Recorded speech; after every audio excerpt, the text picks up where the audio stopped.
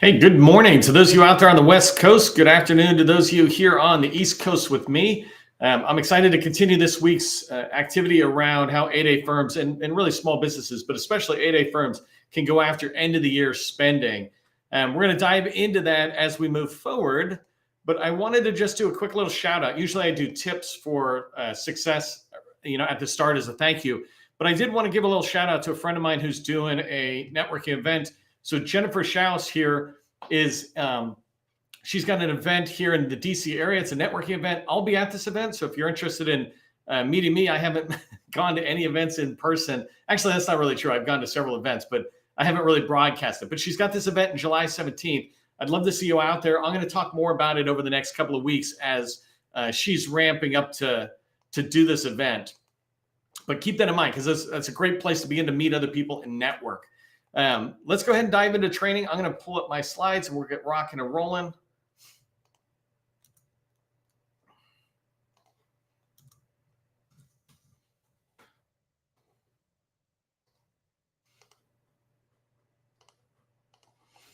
Okay, today we're going to be talking about the top mistakes that 8A GovCons make when we get towards the end of the year and we're getting into the end of the year spending. And so I want to dive into those mistakes and then give you the solutions to them. How do you avoid these mistakes?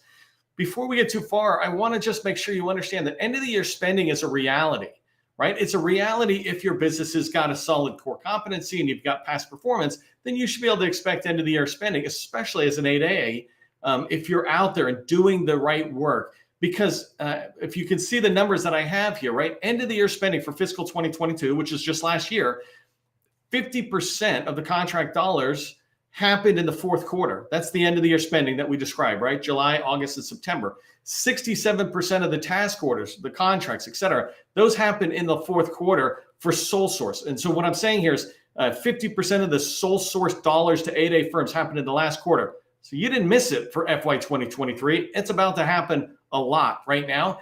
And so it's a reality, right? But you need to make sure you have a good core competency and past performance. That gives the contracting officer what they need to feel confident awarding it to you. But it is a reality.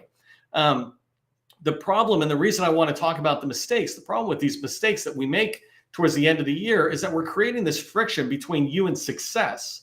We also talk about creating friction between you and your buyer. But at the moment, I just want to say you're creating friction between you and yourself if you're making these, you and your success if you're making these mistakes. And very quickly, friction, you can think about friction like this, right? If I'm doing this, there's really no friction. My hands move back and forth easily. But if I cut my fingers and I try to do it, there's a lot of friction, right? In order to get my fingers to pop past each other, a lot of friction. But if I get rid of the friction, then things go smoothly between you and your success. And that's what I want to talk to you about, because these mistakes are really just putting friction between that success you want. And I don't want you to keep making the same mistakes the rest of us have made. Small businesses have been around forever in government contracting. 8A firms have been around forever in government contracting. We've made a lot of mistakes and we've learned our lessons. And these three I'm just sharing with you so that you can make brand new, groundbreaking mistakes. Don't make the same mistakes we make. Just learn from us. So in today's training, I'm going to cover down on the top three mistakes I want to make sure you're addressing. The first one is not having a focused or clear offering, right? An unfocused and unclear offering makes it hard for a customer to understand what you sell. Mistake number two is being invisible to federal buyers and teammates.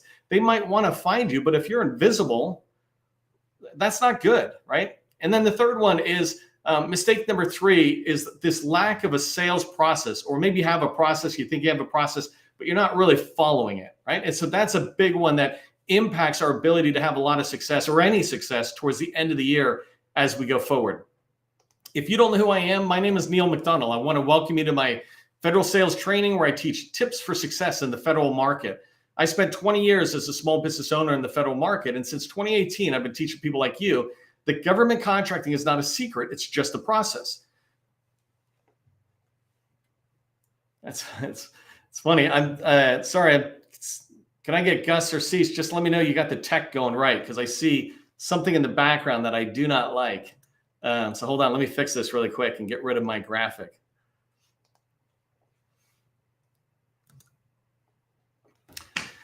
Second day in a row, I'm having technical difficulties, and I apologize for that. But the message will be really good as we go forward. So Anyways, I teach tips for success around process, and process is just A to Z. When you follow process, you're going to have repeatable, predictable results. And I say that government contracting is not a secret. It's just that process. And so that's what we're teaching today. Make sure you put your company name and your core competency into the chat so I can see who you are and what you sell. I like making referrals, but also there's others in the community and federal buyers who are here who are interested in learning about your company and what you sell. So let's talk about mistake number one here, and just checking my team. Okay, thanks, Gus. Mistake number one is having this an unfocused and unclear offering. Really what that means is I sell everything, right? It's just really not good for your customers to be able to understand what you sell when you're saying you sell so much. And so I want you to think about this for a second. Have you ever said to yourself, your team, et cetera, that if I was in the customer, if I could get into a meeting, that I could have success, right? If I could just tell them what we do and how we can help them, then I'm sure they would give me a contract. First, that's not really how it works. But second, the problem for why you're not even getting in there, right? Sometimes we blame it on the government not letting us in, not inviting us in, et cetera.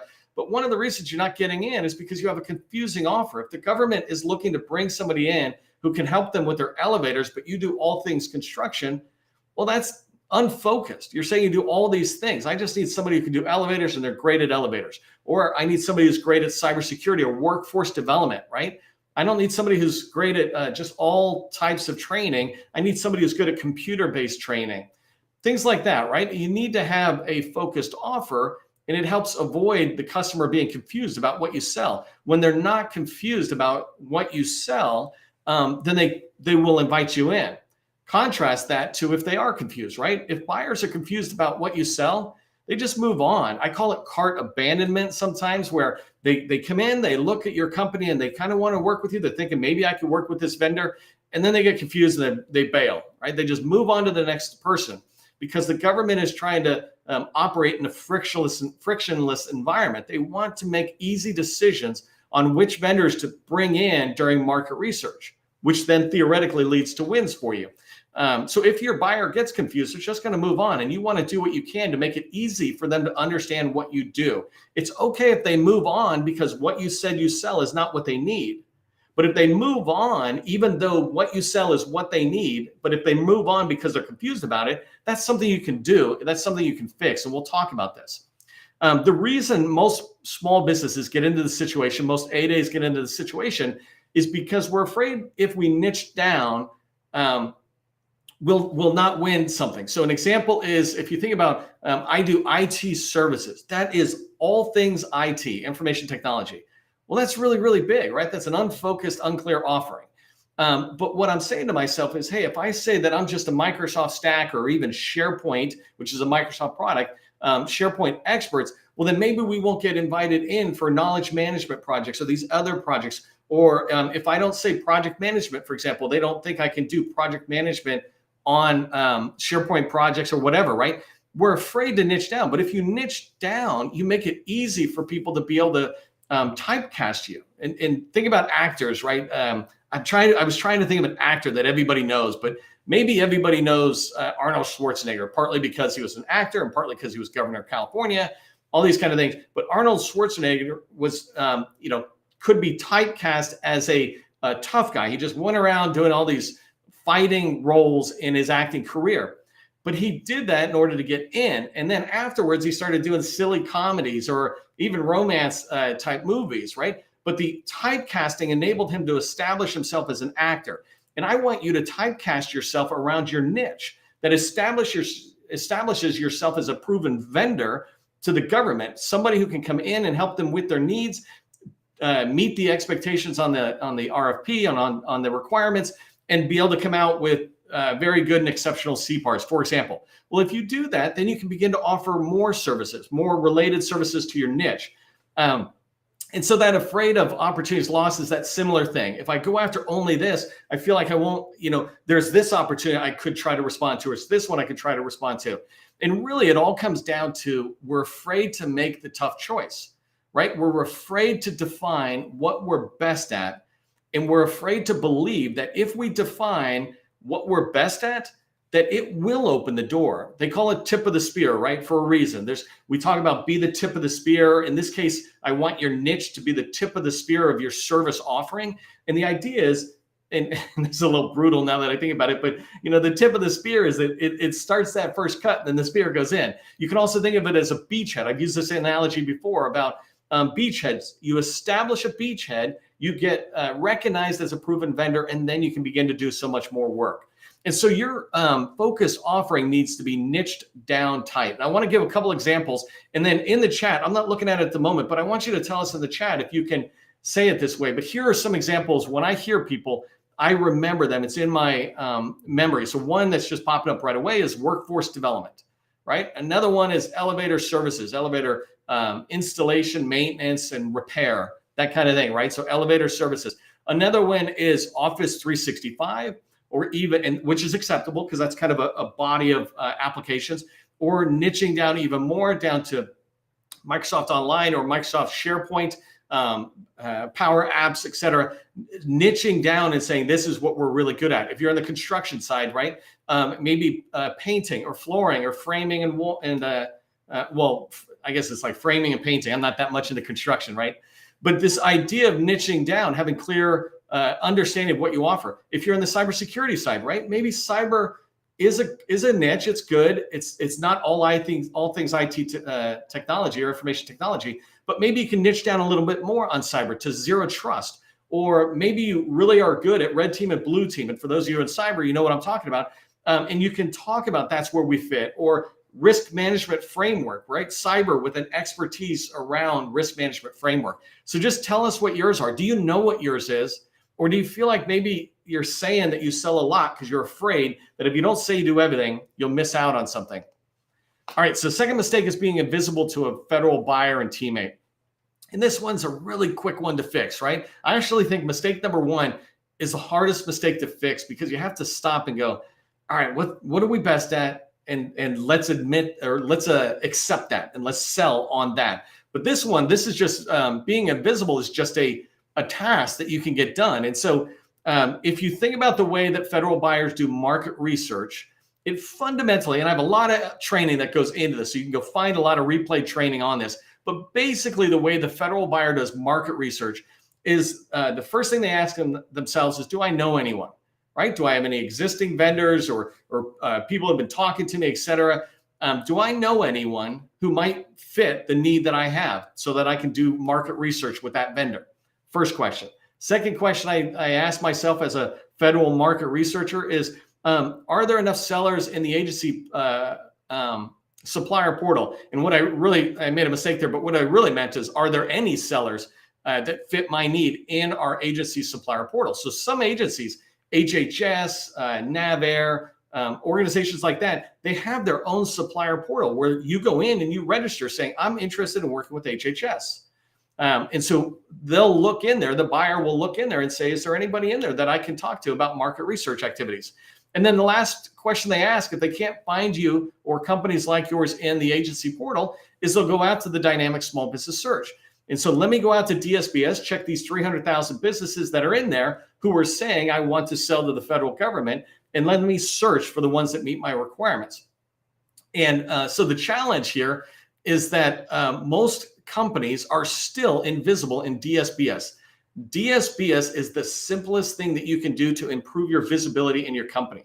There's three main things you want to do. There's a lot of little things, and I have whole DSBS trainings, but three main things you want to go do today.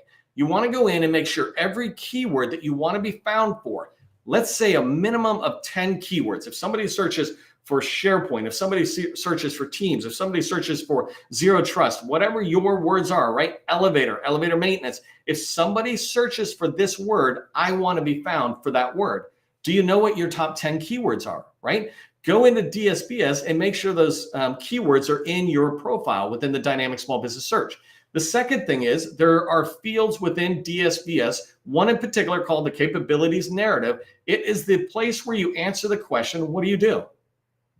Right? And you weave in your top 10 keywords into that narrative so that when somebody lands on your profile, you're able to sit there and say, oh, we do this, this, this in order to help you do this, this, and this. while avoiding this risk. Something like that, right? I have whole trainings on how you can write great narratives. They're free. They're on YouTube. They're on our website. They're everywhere, right? Go find them. But you can write a narrative really quickly. And with ChatGPT, you can literally write it today and get it up. Getting it updated might take a little bit because, who knows about government tools, but writing it is very fast. And the last one, and this is really important because this is and I feel like I say this a lot, this is the biggest mistake 8As are making, but there are many 8As like you who have past performance in what you sell, but you're not letting the buyer know that. So when I go into DSBS and I look at your company and I go, oh, hey, here's the keyword. I found this profile. And now let me look at the narrative. Oh, it looks good. And I go to the bottom of the profile. There's no experience listed. And so I just bail, right? I just move on to the next vendor because this company appears not to have any experience. You have experience, but if you don't list it in there, you're invisible, right? You're not telling your story of how great you are. So make sure that number one tip there on fixing your invisibility problem, just get into DSBS and address it. You can certainly do it before the end of the week. And when you do, you increase your chances for success. I'm not telling you you're going to get a contract award, but I am telling you if you're invisible, you're not even going to get your door knocked on, let alone get an award, right? So do this one tip. It's free. The second one is the supplier portal. I talked about the supplier portals, just be in them. That's it. Just go get in the supplier portals so that when buyers and teammates are looking for a company like yours, they can find you. If you're not in the portal, and that's one of the places they look, how can they find you, right? So go to our website, by the way, www.govconchamber.com, download our ebook. It's a free ebook. Download the ebook. It's got like 100 supplier portals in there. You just click on the link, go sign up and register. It is literally that simple. And you start with the agencies you're trying to sell to and the large primes that are in the agencies that you want to sell to. Third one is, so here's my third tip for really increasing your visibility. It's free, but a little time consuming, but it's fine. Send your capability to target customers, right? Before I go any further, do not spam. Do not send it to a bunch of people. First, that's bad form, right? We agree? We don't like spam, so don't spam. Second thing is they sit next to each other. It's like, did you get Neil's email? Yeah, he just spammed all of us, I think. Right? That's not a good thing. You don't want them talking badly about you. Here's my tip for you. And it's a really cool tip. Pick up the phone, call them, leave a voicemail and say, hey, I'd like to send my capability statement because I'd like to see if there's times when we can work together and we can support your agency. Would that be okay? Right? You're almost always going to get a voicemail. So leave it. Have a script that you can say that. You're asking permission to leave the capability statement. Then you can follow up with an email and say, hey, I'd like to send my capability statement so we can be considered for any opportunities or requirements that you have in the future. Would that be okay? The reason I like this approach is because the other person, when they come back and they say, sure, send me a capability statement, which is basically the normal way of working anyways, they're giving you permission to send the capability statement. In fact, they're asking for you to send them the capability statement. Now they've invested a little bit into it. And so when they get it, they're going to be a little bit more aware of your company. You're on their radar. You're sinking a little bit into their mind because you just had that dialogue. I just did a post today. If you're not tracking on my daily, every day on LinkedIn, I'm putting content out that you can use. I just shared 45 NAVC. That's why I have NAVC here as an example. 45 NAVC small business specialists. Don't spam them, right? But their emails and their names and their phone numbers are there. What excuse do you have if you want to work in the Navy for not calling them all today and tomorrow to say, hey, would it be okay if I send you my capability statement? And Dave Wolfs might be in today's training. He's one of those people in that list. By the way, this is a sales tactic. We have tactics to do our job, and it's a great way to sit there and just reach out. So do that. You've got the names, numbers, and emails, and you can go to our website, again, www.govconchamber.com, and on there, you get a free ebook. I got 1,000 plus people, just like these ones from NAVC, 1,000 from across the agencies, and over 100 SBLOs, large prime small business liaison officers. I have their information right there in the directory. Find your target agency, begin to reach out to them, and do it in this soft way of asking permission to send the capability statement, and you'll find you'll begin to build that relationship with them. All right, so let's talk about the third mistake here. And I know I'm kind of cruising at a fire hose pace. It's fire hose for me too. But the third mistake that we make, as especially 8A firms, as we're going towards the end of the year and we're trying to get a piece of the 50% sole sourcing that happens towards the end of the year, is we don't have any sales process. We don't have any process we're really following, or maybe we, documented it, or we said to ourselves, hey, here's our process, but we're not actually following it, because then we give ourselves this excuse of, things are so hectic and busy, let's just get it done. No. Process is process. You either have it or you don't. You either follow it or you don't. And I'm encouraging you to establish a process and then follow it. And I'll give you a process today. If you don't have one, I'll give you a really simple process to follow for end of the year activity in particular, right? This is pretty similar to what you would do all year long, but there's a little bit of more aggressiveness to it. So the very first step is you need to know your slam dunk opportunity, right? And by the way, going back to mistake number one, you have to have a clear, focused offer in order to know what a slam dunk opportunity is. And I say here, not are. I don't want you to have 2 slam dunk opportunities or many. This is our slam dunk opportunity, right? This is what we're looking for. That way, when you define it, you'll be able to identify it immediately when you see it. If you're coming across 5 opportunities and you look and you're like, whoa, that's our slam dunk opportunity. It's like they wrote it for us. That's the whole point of a slam dunk opportunity, is it means it aligns completely with what you sell. So the first thing is know what your slam dunk opportunity is. By the way, not in your head, write it down so anybody on your team understands it. Our slam dunk opportunity is SharePoint development on no vehicle so that we can pursue it, something like that. If it's a SharePoint opportunity on Oasis, that's not really a slam dunk for us because I don't have access to that vehicle. I could try to team, but it becomes less of a slam dunk, right? So whatever your slam dunk opportunity is, define it. I have a whole separate training, and just go look at, I think we're at 300 trainings come Monday. And so you can look back there, and there's one that is at least one that's labeled slam dunk opportunities. So it's 30 minutes explaining how do you define that. The second thing you're going to do is you're going to triage quickly to no bid. The whole point of sales is about no bidding. It's not about trying to get more and more into your pipeline. It's trying to get rid of the stuff that you don't want so that you can find your slam dunk opportunity. And I wrote here that you're not trying to find gold. So think about a gold mine, right? You know the gold is in there. You're not trying to find the gold. You're trying to get rid of the dirt.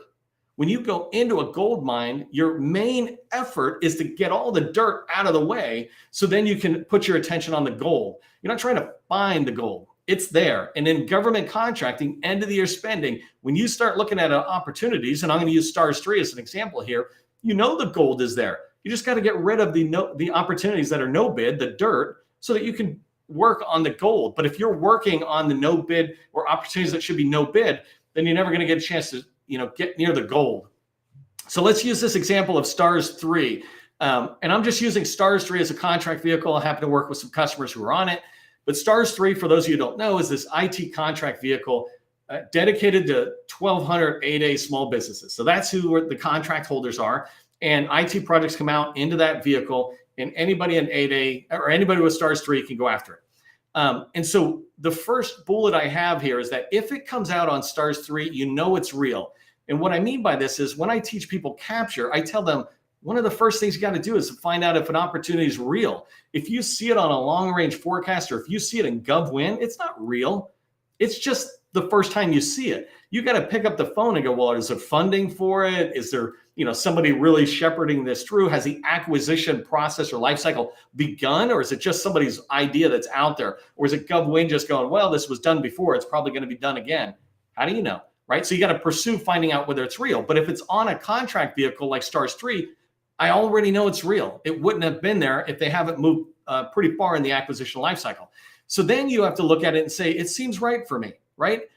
Some of the opportunities that come out on STARS 3, if you're in the IT business as an 8A firm, are going to be a fit for you. Maybe they're cyber and you don't do cyber. It's like, okay, those are not a fit for me. And then you can look here and you're just eyeballing based on the title and a very quick look, because that seems right for us. And your goal now is to identify whether it is a slam dunk. And that third bullet is, and this is the process I'm teaching you, right? Identify if it's real, and then see if it's an initial fit for you. Now dive deep really quick to see if it actually is a slam dunk opportunity.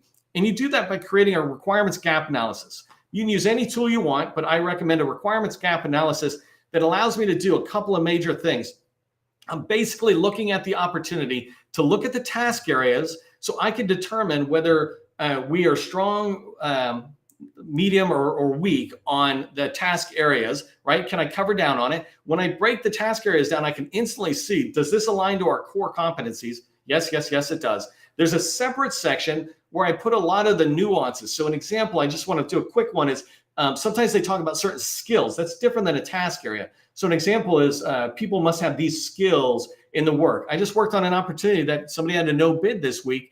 And in there was a particular certification requirement people who work on the project must have. And when you do a requirements gap analysis, you will list those things out, and you'll be able to quickly go, what the heck is that? And what they realized was that no one had this certification, and probably no one was going to be able to get it, right? And so when you have a requirement gap analysis, it's a spreadsheet basically, and I'll do a separate training someday on that. But the idea is when you have that, now you can look at it and clearly see that it's a fit for your company or not, right? But it's a fit for your company, it's a slam dunk, and you move forward in the sales process. So the next thing I do is I create and I use a teaming partner worksheet, and I've done training on this before, and you can go find that as well. But the whole idea of it is, don't go talk to teaming partners without a set of requirements. I see this all the time. People go in and talk to vendors, and teaming partners in this case are just vendors. They go talk to them, but they don't have any written requirements. Well, how are you evaluating people or companies equally? So write down your requirements. A teaming partner worksheet will sit there and say, well, I need you to cover down on these task areas strongly because I got the other ones, but I don't have these. So I don't need them looking at everything. I need them looking at these 2 task areas. I have these particular skill areas that I can't cover down on, right? I need this organizational certification. I need this socioeconomic designation, right? On your worksheet, you define what you're looking for from a teaming partner. So then you turn around and you start evaluating teaming partners. You can look right away and go, oh, you know what, that teaming partner I love, they're not going to be able to do this because I know what they do and this is not them. So let me go find new ones. That's what a teaming partner worksheet does for you, is it speeds the process along. In fact, it is a process for finding teaming partners. And the last tip I just have for how do you rapidly move forward at the end of the year when you've got a lot less time is rapidly create an outline of the pages. I see people drag the writing process on, but just turn around, write an outline of the pages. And I don't mean what a proposal manager does, which is a heavy compliance exercise.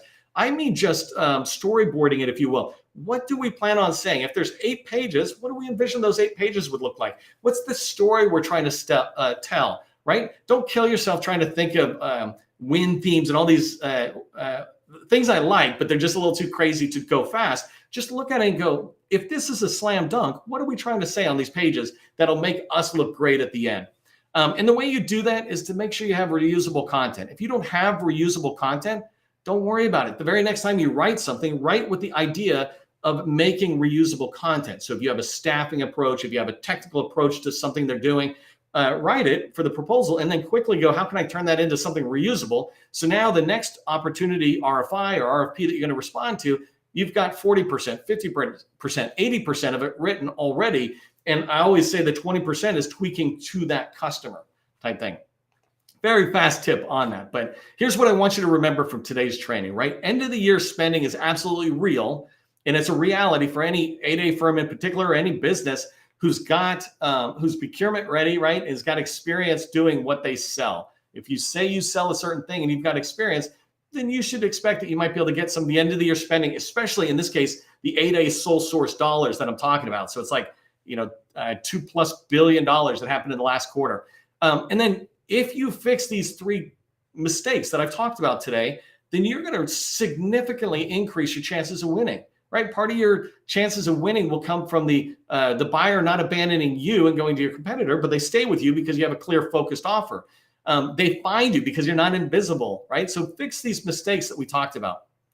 Just want to say a quick thank you to the sustaining members of the GovCon Chamber of Commerce. Sustaining membership is how we make a lot of this stuff possible, and so thank you. If you're not a sustaining member, consider becoming one today. If you want to work with me or my team to accelerate your business, this is a significant investment. So we talk about looking for firms that are 2 million or plus.